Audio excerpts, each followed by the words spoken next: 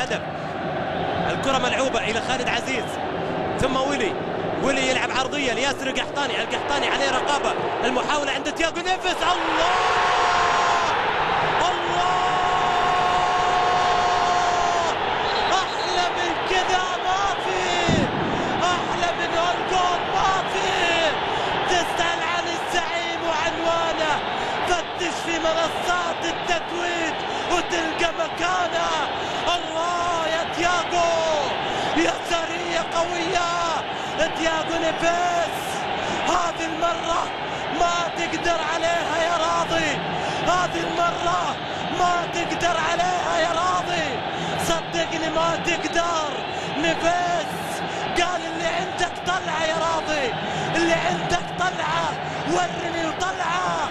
تياغو نيفيز يسجل التعادل، ترجع المباراة ويعود السجال ما بين النصر والهلال في هدف خرافي من